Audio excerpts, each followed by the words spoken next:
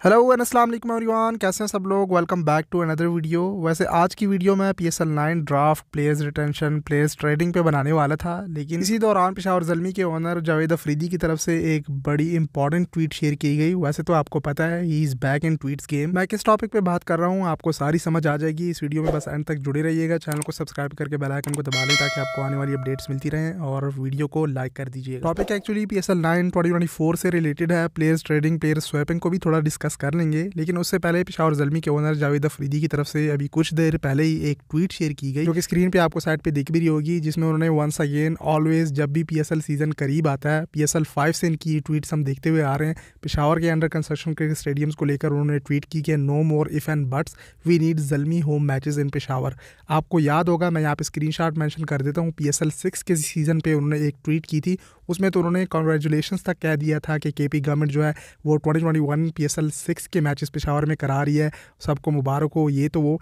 यानी ये PSL 5 से ये लॉलीपॉप चला आ रहा है। जैसे जैसे PSL करीब आता है इनकी ट्वीट आ जाती है, लेकिन ऑलवेज जब भी हम पेशावर के अंडर कंस्ट्रक्शन क्रिकेट स्टेडियम की अपडेट्स या वीडियो शेयर करते हैं, हमेशा उसमें हम मेंशन करते हैं कि चले KP गवर्नमेंट ने ये प्रोजेक्ट शुरू किए, 2018-19 में ये प्रोजेक्ट शुरू हुए, 4-5 साल होने को हैं। चले वट एवर जो भी रीज़न है गवर्नमेंट की तरफ से, वो आप भी समझ सकते हैं कि पाकिस्तान में जब कोई प्रोजेक्ट शुरू होता है तो वो किस तरह से कंप्लीट होता है, किस तरह से फंड्स अप्रूव होते हैं, एंड देन फिर उस पर कितना टाइम लगता है, वो आप समझ सकते हैं। BRT पेशावर की एग्जांपल आपके सामने है। लेकिन खैर वट एवर जो भी रीज़न हो, ऑलवेज हमने इसको प्रमोट किया है कि चलें, इससे पहले कभी किसी गवर्नमेंट ने इस तरह स्पोर्ट्स सेक्शन पे, क्रिकेट स्टेडियम्स पे फोकस नहीं किया। नए 2 बड़े प्रोजेक्ट्स लेकर आया क्रिकेट स्टेडियम को लेकर, international cricket, PSL cricket, domestic cricket को लेकर, कि फिर से इंटरनेशनल क्रिकेट की वापसी हो पेशावर में। 2006 में लास्ट टाइम इंडिया के अगेंस्ट यहाँ मैचेस हुए, वरना पाकिस्तान क्रिकेट बोर्ड PCB का कहीं दूर दूर तक ताल्लुक नहीं है अपने स्टेडियम्स को अपग्रेड करने का, अपने इंफ्रास्ट्रक्चर को बेहतर करने का। इवन चैंपियंस ट्रॉफी तक होस्ट करने को मिल गई, लेकिन अभी तक इस तरह की कोई न्यूज़ नहीं मिली।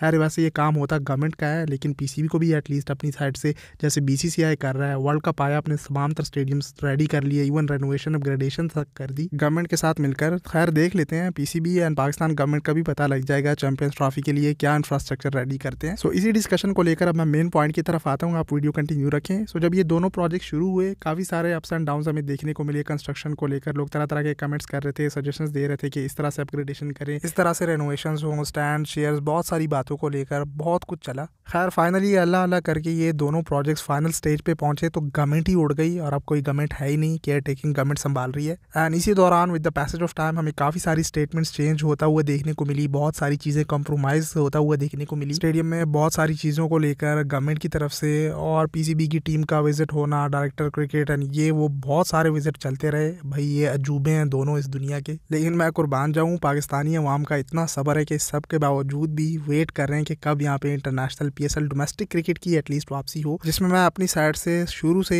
जितना मुझसे हो सका प्रमोट किया, जितनी अपडेट्स हो सकी आपके साथ शेयर की। बहुत सारी चीज़ें जो समझ आती गई, न्यूज़ मिलती रही गवर्नमेंट साइड से, वो आपके साथ हम शेयर करते रहे। जो चीज़ें समझ नहीं आ सकी वो टाइम के साथ साथ हम करेक्शन भी करते रहे। कहने का मकसद यह है कि मैंने अपनी साइड से पूरी कोशिश की। अब ये जब ट्वीट हुई जावेद अफरीदी की, पेशावर ज़ल्मी के ओनर की, इस पे मैंने जाके इसको रीट्वीट किया कि भाई ये आपका PSL 5 से लॉलीपॉप चला आ रहा है, कि जैसे ही हर साल PSL का सीज़न करीब आता है इनकी ट्वीट्स आना शुरू हो जाती हैं कि पेशावर ज़ल्मी के मैचेस पेशावर में, ये वो। पिछले साल तो इवन ब्रांडिंग तक कर दी थी पेशावर के स्टेडियम में, मतलब पेशावर ज़ल्मी के लोगोज वगैरह बनाए, अपनी फ्रेंचाइज की खूब प्रमोशन की।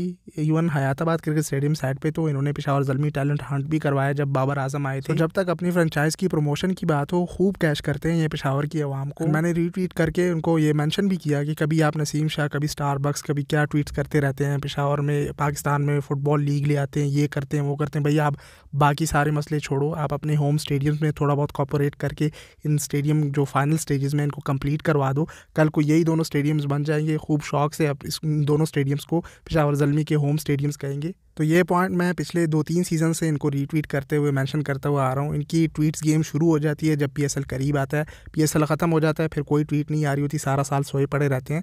PSL फिर करीब आता है, फिर ये ट्वीट शुरू हो जाती हैं, सिर्फ लॉलीपॉप ही चल रहे होते हैं। सो पॉइंट ये था कि चलें आप इतनी ब्रांडिंग कर रहे होते हैं, फिर पेशावर ज़ल्मी की अपने मैचेस यहाँ पे आप कराएंगे, क्राउड आपको सपोर्ट करेगा, आपकी फ्रेंचाइज को, और पेशावर के लोगों को आपको पता है कितना सपोर्ट करते हैं पेशावर ज़ल्मी को। चलें ठीक है, KP गवर्नमेंट ने जिस तरह से भी स्टेडियम्स को अपग्रेड किया, जिस तरह से भी रेनोवेशंस की, टाइम लिया, काफ़ी टाइम लगा दिया, स्लो तेज़, वो हम मेंशन नहीं करते। एटलीस्ट स्टेडियम्स को अब इस स्टेज पे पहुंचा दिया है, अब थोड़ा बहुत वो फाइनल काम रह गया है। इतने आप बड़ी बड़ी छोड़ते हैं ट्वीट्स में कि ये ले आऊँगा पाकिस्तान, वो ले आऊँगा पाकिस्तान।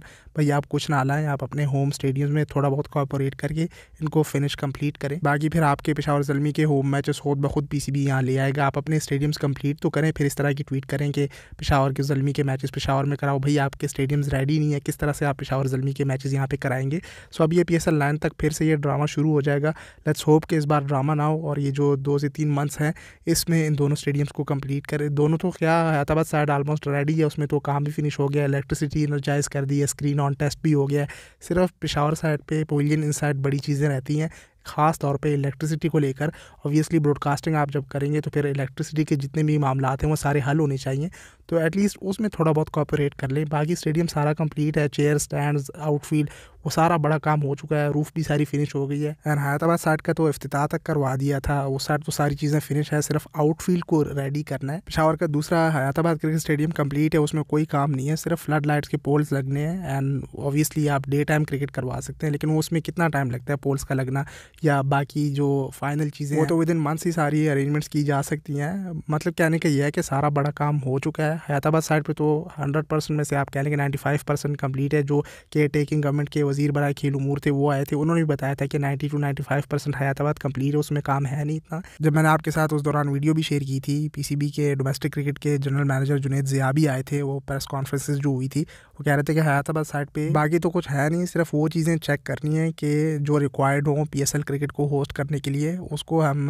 चेक करेंगे। लेकिन जो पेशावर का मेन स्टेडियम है अरबाब नियाज़, उसमें बहुत सारी चीज़ें रिमेनिंग हैं। सो उसमें ये पॉइंट आउट कर रहे थे हम कि पेशावर ज़ल्मी का होम स्टेडियम है, तो आप पेशावर ज़ल्मी के ओनर हैं, एंड इस तरह की ट्वीट करने का क्या फ़ायदा जब मैचेस हो ही नहीं सकते इससे। And mark my words, in tweet से कुछ नहीं होने वाला। PSL बाकी के स्टेडियम में होस्ट हो जाएगा, PSL 10 तक वेट करें। अब अगर ये इन ट्वीट्स की गेम से बाहर ना आए एंड प्रैक्टिकली कुछ करके ना दिखाया, वरना आप भूल जाएँ PSL 9 के मैचेस पेशावर में होता हुआ देखने को। यही स्टेडियम जब कल को रेडी होंगे तो इन्हें PCB के अंडर करना होगा, वो लीज पे जो दे देते हैं, एंड PCB फिर यहाँ पे मैचेस करवाता है, MOU साइन होता है।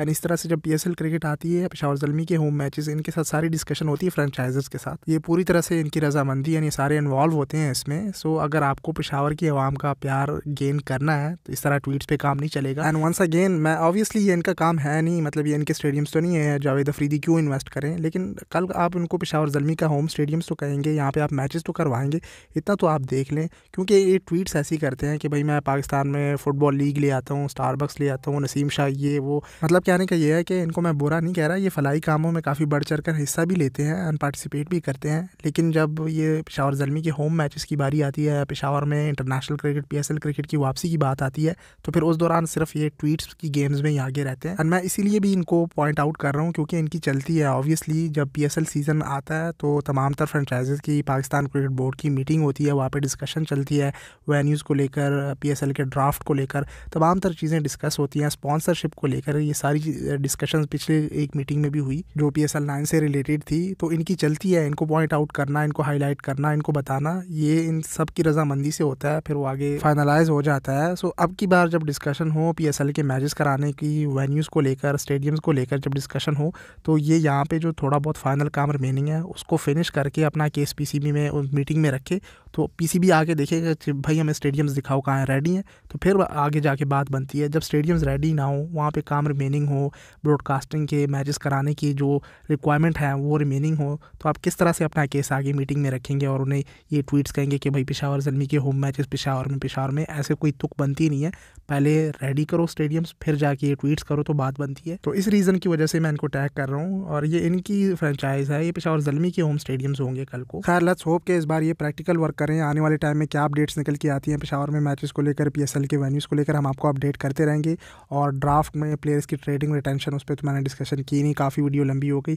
आने वाली वीडियोज़ में उस पर डिटेल वीडियो बना दूंगा। बाकी बड़ी बड़ी चीज़ें तो मैंने पिछली वीडियो में बता दी थी। मज़ीद नई अपडेट्स में आपको पता है कि इमाद वसीम इस्लामाबाद यूनाइटेड से खेलने वाले हैं, उस पर स्वैप कर दिया है हसन अली को, जो कि कराची किंग्स चले जाएंगे।